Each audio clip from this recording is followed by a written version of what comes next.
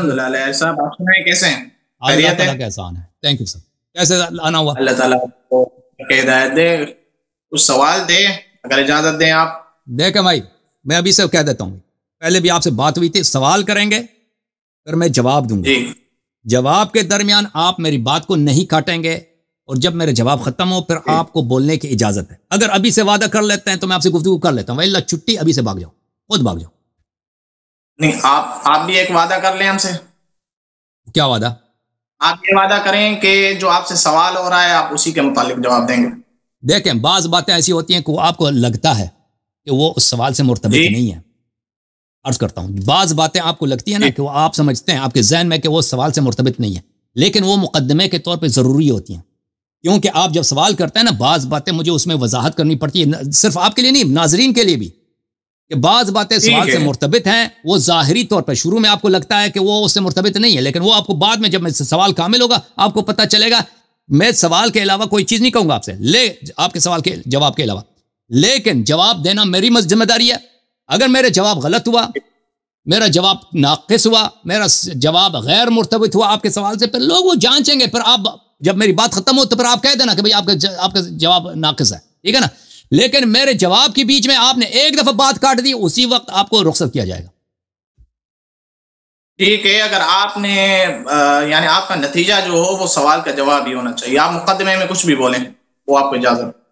ٹھیک ہو گیا؟ میرے بات نہیں کاٹ سکتے، سمجھ آئی نا بات؟ چلیں سوال کریں. ٹھیک ہے، ڈرے نہیں.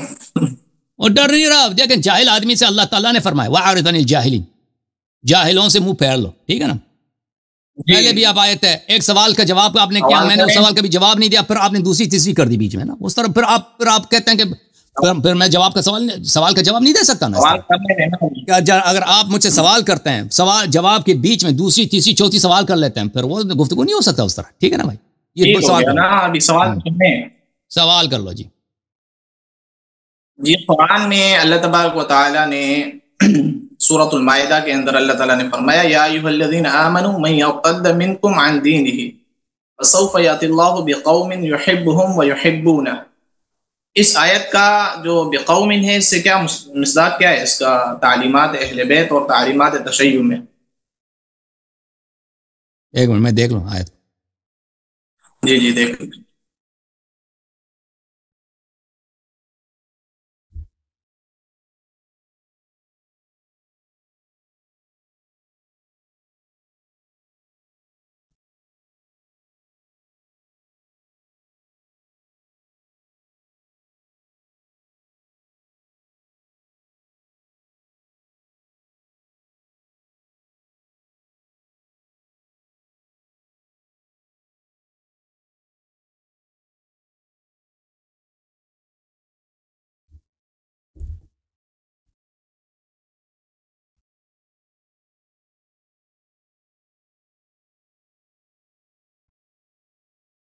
سارے لوگ کھڑے ہیں آپ کے جواب کے انتظار میں. اللہ یاری صاحب. جی سر، آپ نے سوال کیا نا، مجھے پتہ ہے کہ لوگ انتظار کر رہے ہیں. ٹھیک ہے.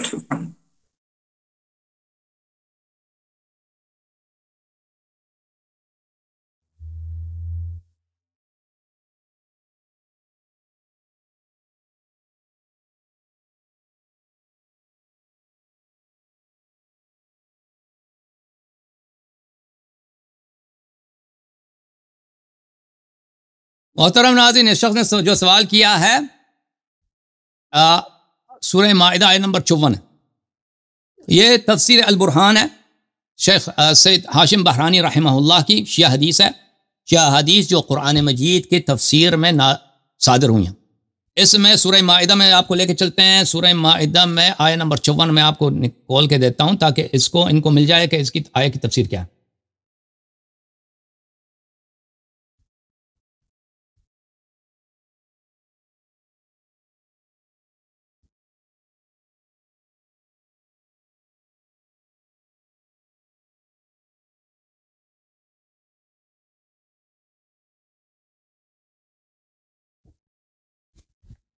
آیا یہ ہے اعوذ باللہ من الشیطان الرجیم بسم اللہ الرحمن الرحیم یا ایھا الذین آمنوا، اے ایمان والو، من یرتد منکم عن دینہ، جو بھی آپ میں سے دین سے مرتد ہو جائے، فسوف یأتی اللہ بقوم یحبهم ویحبونہ، تو اللہ تعالیٰ ان کے جگہ جو مرتد ہو گئے چلے گئے نا، وہ کافر ہو گئے، چھوڑ دیا انہوں نے حق کا راستہ، ان کو ریپلیس کرے گا اللہ تعالیٰ، ان کی جگہ ایسے قوم کو لائے گا جو وہ اللہ سے پیار کرتے ہیں، مخلص ہے، مومن ہے، اللہ ان سے بھی پیار کرتا ہے، اللہ ان کو جزائے خیر دے گا۔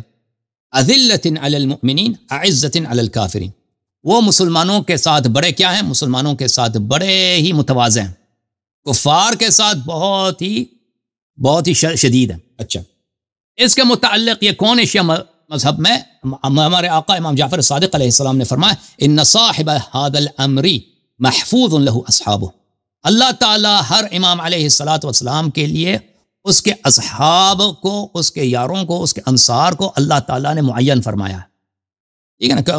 آپ کو انصار ملیں گے۔ لو ذهب الناس جميعا اتى الله له باصحابه، لوگ پوری دنیا امام علیہ السلام کو چھوڑ دیں، امام علیہ السلام کو ان کے انصار مل جائیں گے۔ وهم الذين قال الله عز وجل، یہ وہی لوگ ہیں جن کے متعلق اللہ تعالیٰ نے قرآن مجید فرقان حمید میں فرمایا ہے فَإِن يَكْفُرْ بِهَا هَؤُلَاءِ فَقَدْ وَكَّلْنَا بِهَا قَوْمًا لَيْسُوا بِهَا بِكَافِرِينَ، یہ آیہ نمبر ہے سورہ انعام میں، آیہ نمبر 89۔ اگر یہ لوگ کافر ہو جائیں اور چھوڑ جائیں حقیقت کے راستے کو، تو ہم نے ایسے لوگوں کو ڈیوٹی لگا دی ہے کہ وہ کافر نہیں ہیں۔ وَهُمُ الَّذِينَ قَالَ اللَّهُ عَزَّ وَجَلَّ فِيهِمْ، اللہ تعالیٰ یہ وہی لوگ ہیں جن کو اللہ تعالیٰ نے ان کے متعلق فرمایا فَسَوْفَ يَأْتِ اللَّهُ بِقَوْمٍ يُحِبُّهُمْ وَيُحِبُّونَ أَذِلَّةٍ عَلَى الْمُؤْمِنِينَ أَعِزَّةٍ عَلَى الْكَافِرِينَ، کہ اللہ تعالیٰ اگر اصحاب امام علیہ السلام یا اصحاب امام علیہ السلام ہمیشہ ان کے ساتھ ہوتے ہیں، اگر لوگ امام علیہ السلام کو چھوڑ بھی دیں تو اللہ تعالیٰ ان کو ریپلیس کرے گا ایسے لوگوں کے ساتھ جو مومنین کے ساتھ کیا ہوگا؟ مومنین کے ساتھ متواضع ہوں گے، کفار کے ساتھ شدید ہوں گے، ٹھیک ہے نا؟ اب پتہ چلا جناب؟ جی بالکل پتہ چل گیا، لیکن آگے صفات ہیں کچھ آپ نے فرمایا کہ یہ جو ہے نا حضرت علی یا ائمہ کے ساتھ اللہ تبارک و تعالیٰ کچھ انصار ملا دیتے ہیں، یہی جواب تھا آپ کا؟ جی سر۔ ہاں، تو اللہ تبارک و تعالیٰ نے آگے فرمایا کہ وہ اللہ کے راستے میں جہاد کرتے ہیں۔ جی سر، جہاد کرتے ہیں، یجاہدون فی سبیل اللہ ولا یخافون لومۃ لائم، یہ شخص ہاں اللہ کے راستے میں۔ جی سر پوچھیں۔ تو اللہ کے راستے میں وہ جہاد کرتے ہیں اور کسی ملامت کا ان کو خوف نہیں ہوتا ہے۔ ہاں بالکل۔ تو اب مجھے آپ 12 ائمہ میں سے ان کے ایسے انصار دکھائیں جنہوں نے اللہ کے راستے میں مرتدین سے جو ہے نا وہ قتال بھی کیا ہو اور کسی کی ملامت کا انہوں نے جو ہے نا خوف بھی نہ کیا ہو۔ سب سے پہلے حضرت علی سے شروع کریں، حضرت علی رضی اللہ تعالیٰ عنہ کے اصحاب اور انصار کو دکھائیں۔ آپ سن لیں کہ انہوں نے جو ہے نا سوال پورا کرنے دینا، سوال پورا کرنے دیں۔ آپ حضرت علی کے انصار دکھائیں جس میں انہوں نے مرتدین اور کفار پر سختی کی ہو اور مومنین سے انہوں نے نرمی برتی ہو، یا امام حسن کے دکھائیں، امام حسین کے دکھائیں، یا بقیہ ائمہ کے دکھائیں کہ انہوں نے کفار سے جہاد کیا ہو۔ سمجھیا۔ اب ملاحظہ فرمائے میرے محترم ناظرین، آیا یہ ہے اگر کوئی شخص دین سے مرتد ہو جائے، یعنی امام علیہ السلام کا ساتھ چھوڑ دے لوگ، تو امام علیہ السلام کو اللہ تعالیٰ ان کو ریپلیس کرے گا ایسے انصار کے ساتھ جو اللہ ان سے محبت کرتا ہے اور وہ اللہ سے محبت کرتے ہیں۔ ان کی شان یہ ہے کہ مومنین کے ساتھ وہ کیا ہے؟ متواضع ہیں، مہربان ہیں، مومنین کے ساتھ لطیف ہیں، اور کفار کے ساتھ وہ شدید ہیں، ٹھیک ہے؟ کفار کے ساتھ ان کے اچھے تعلقات نہیں ہیں۔ یجاہدون فی سبیل اللہ، اس میں یہ دیکھیں بھائی، اس میں یہ نہیں ہے کہ وہ مرتدین کے ساتھ جہاد بھی کریں، اس میں آیا میں یہ بات نہیں ہے کہ آپ کفار کے ساتھ جہاد کریں، راہ خدا میں جہاد کریں، یہ بات موجود ہے۔ ولا یخافون لومۃ لائم، اور اللہ تعالیٰ کے راستے میں وہ کوئی شخص ملامت کرے، بری بات کہے، اس سے وہ ڈرتے نہیں۔ یہ دو صفتیں ہیں۔ صفت یہ نہیں کہ مرتدین کے ساتھ وہ قتال بھی کریں۔ اچھا، جہاد جو ہے، جہاد کے کئی اقسام ہوتے ہیں۔ جہاد یہ صرف یہ نہیں ہے کہ آپ تلوار اٹھائیں اور کفار سے لڑیں۔ جہاد کی سب سے رسول اللہ صلی اللہ علیہ وآلہ وسلم نے ایک قوم کو دیکھا کہ وہ لڑائی سے واپس آ رہے ہیں، لڑائی سے واپس آ رہے ہیں، تو فرمایا کہ یہ قوم آ رہے ہیں جہاد اصغر سے، چھوٹی والی جہاد سے آ رہے ہیں، اور ان پر جہاد اکبر واجب ہے۔ تو لوگوں نے کہا کہ جہاد اکبر کون سا ہے؟ انہوں نے رسول صلی اللہ علیہ وسلم نے جہاد نفس کو بولا کہ اپنے شہوات کا مقابلہ کرنا، یہ جہاد اکبر ہے۔ ائمہ طاہرین علیہم الصلاۃ والسلام کے اصحاب کیا وہ جہاد کرتے تھے؟ جی ہاں، جہاد کرتے تھے، فرماتے تھے سب جہاد کیا؟ جہاد تلوار والی جہاد وہ چھوٹی والی ہوتی ہے، سب سے بڑی جہاد جو ہے شہوات کے ساتھ، گناہوں کے ساتھ، وہ اپنے نفس کے ہوا کے ساتھ جہاد کرنا وہ ہوتا ہے. اب آپ نے پوچھا ٹھیک ہے نا, تو یہ جو جہاد ہے, پہلے آپ کا جہاد کا کانسیپٹ یہ جو آپ سمجھتے ہیں نا سپاہی صاحبہ وہاں پہ بم رکھ دیا مسجد میں, امام بارگاہ میں, سڑک میں, یہ جہاد صرف ہی ہوتا ہے. یہ آپ لوگوں کی نادانی ہے, یہ جہاد نہیں ہے. جہاد صرف کیا ہے, جہاد یہ ہے, سب سے بڑی جہاد یہ ہے نفس کے ساتھ جہاد کرنا. اس کے بعد جہاد, صحیح جہاد وہ ہے کہ امام معصوم علیہ الصلوۃ والسلام کے فرمان, اگر وہ فرمان دے دیں, وہ مناسب سمجھے, کفار کے ساتھ یا مسلمانوں کے ساتھ جہاد کریں تو وہ جہاد ہوتا ہے. اب انہوں نے پوچھا امام علی علیہ الصلوۃ والسلام کے لیے. امام علی علیہ الصلوۃ والسلام کے اصحاب, جی ہاں ان کے بہت سارے اصحاب تھے, مخلص تھے, کفار کے ساتھ انہوں نے لڑا. آپ کے مامو جان جو تھے نا وہ معاویہ والے, وہ سب سے بڑے مشرک تھے, کافر. ان کے ساتھ جو جنگ ہوئی وہ کفاری کے ساتھ جنگ ہوئی ہے, کیونکہ رسول صلی اللہ علیہ وسلم نے فرمایا یا علی حرب کا حربی وسلم کا سلمی انا حرب لمن حاربتم وسلم لمن سالمتم. جو امام علی علیہ السلام سے لڑ رہے وہ رسول اللہ صلی اللہ علیہ وسلم سے اس کی لڑائی ہے. تو آپ جو صفین میں جو لڑائی ہوئی ہے, جو جمل میں لڑائی ہوئی, وہ رسول صلی اللہ علیہ وسلم کے ساتھ لڑنے آئے تھے وہ.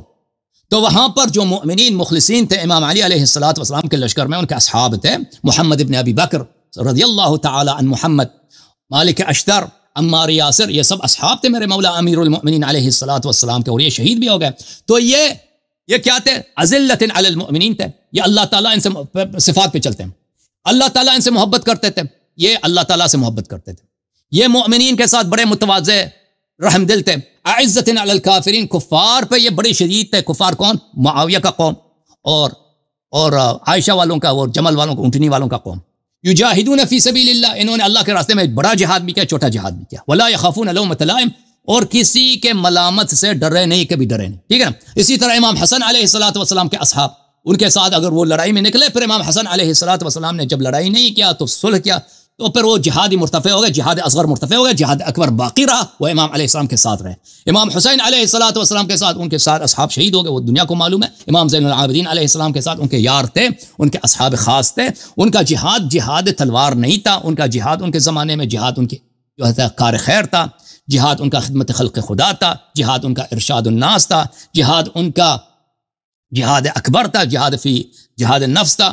اور اسی طرح امام محمد باقر علیہ السلام, امام جعفر صادق علیہ السلام, حضرت امام مہدی علیہ الصلوۃ والسلام تک. الحمدللہ فبہت الذی کفر. جی سر بولیں. سب سے پہلے تو آپ نے یہاں جو جہاد کا لفظ یجاہدون فی سبیل اللہ, اس سے آپ نے جو جہاد اصغر یعنی مراد لیا ہے, جہاد اکبر مراد لیا ہے, جہاد النفس. آپ اس کی تفسیر تھوڑا اپنی کتب سے دکھائیں کہ ائمہ نے اس آیت کی اس جو نا یجاہدون فی سبیل اللہ سے مراد جہاد بالنفس مراد دیا ہے. پہلا سوال میرا یہ. دوسرا سوال یہ کہ جب آپ کہہ رہے ہیں کہ حضرت علی رضی اللہ تعالیٰ عنہ کے ساتھ اتنے افراد بھی تھے اور اتنی قوت بھی تھی کہ انہوں نے حضرت عائشہ, حضرت امیر معاویہ سے جہاد کیا, تو یہی لوگ ابو بکر صدیق کے دور میں کہاں تھے, عمر فاروق کے دور میں کہاں تھے, حضرت عثمان کے دور میں کہاں تھے؟ میری بات پوری سنیں. اور آپ نے کہا کہ انہوں نے جو ہے نا حضرت معاویہ سے جو ہے نا جنگ کی. اگر وہ اتنے کافر تھے اور جو ہے نا واجب القتل تھے اور جہاد کے لائق تھے, تو حضرت حسن نے صلح کیوں کی؟ تو آپ نے 2-3 سوال کیا نا, ایک سوال ہے کیا کرو نا, سوال ہے کیا کرو, سوال ہے کیا کرو نا, تو اس طرح نہیں ہوتا 2-3 سوال کرتے ہو. صلح کیوں کیا؟ آپ کے جواب سے سوال نکل رہے ہیں نا. وہ سوال اگر نکل رہا ہے نا تو سوال ہے کیا کرو نا بھائی. تھینک یو سر, میں آپ کی خدمت میں. تو یہ کہ جی سر, یہ کہ جہاد کی 2 قسمیں ہیں شیعہ مذہب میں. جہاد النفس ایک بہت بڑا باب ہے کتاب. نہیں کیا مطلب؟ میں یہ کہہ رہا ہوں کہ اس آیت کی تفسیر دکھاؤ. نہیں, جب ایک منٹ میں آپ کو دکھا دیتا ہوں. ہاں, اس آیت کی ائمہ سے تفسیر دکھاؤ.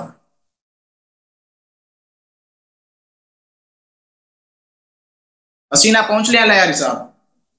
نہیں, وہ بس ادھر آواز صحیح ہے الحمدللہ, اے سی لگا ہوا ہے, پسینہ کی ضرورت نہیں.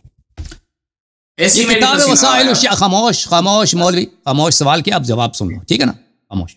یہ کتاب وسائل الشیعہ الی تحصیل مسائل الشریعہ, شیخ حر عاملی رحمہ اللہ کی, یہ جلد نمبر 15 ہے. یہاں پر میں آپ کی خدمت میں عرض کروں کہ یہاں پر اللہ آپ کو اللہ تعالیٰ مومنین کو جزائے خیر دے. یہاں پر صفحہ نمبر 161 میں جہاد النفس کے ابواب شروع ہوتے ہیں, اور یہ بہت ہی ماشاء اللہ بہت ہی واضح اس میں احادیث ہیں. ابواب جہاد النفس وما يناسبه, کہ جہاد کے, میں ہم نہیں کہتے, ہم ایسے نہیں بناتے ہیں, آپ کی طرح نہیں ہے کہ سنت جھوٹی, ہاں سب عقائد جھوٹے, نام جھوٹے, خلافت سب جعلی کے جعلی. ہمارے سب کام اصلی ہیں بھائی. ہم نے یہ دین نہیں بنایا, اللہ نے بنایا, رسول صلی اللہ علیہ وسلم نے بنایا.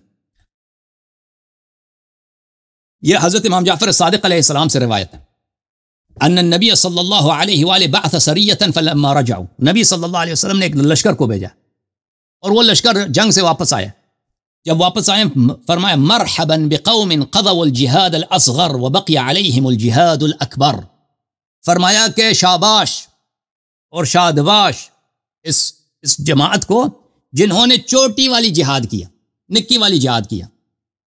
وہ کون سی جہاد کیا؟ نکی والی جہاد کیا۔ یہ کیوں بھائی؟ ایک منٹ، یہ ہمارا جو ہے یہاں پر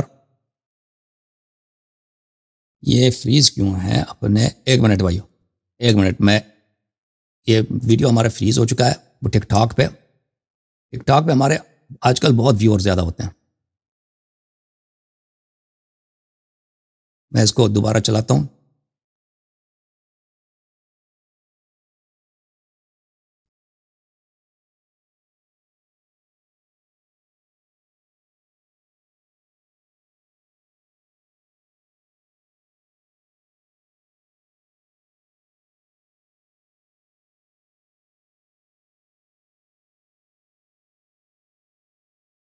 اچھا، ٹک ٹاک پہ ویڈیو فریز ہے جی، اس کو میں صحیح کرتا ہوں پھر واپس آتا ہوں، ٹھیک ہے نا؟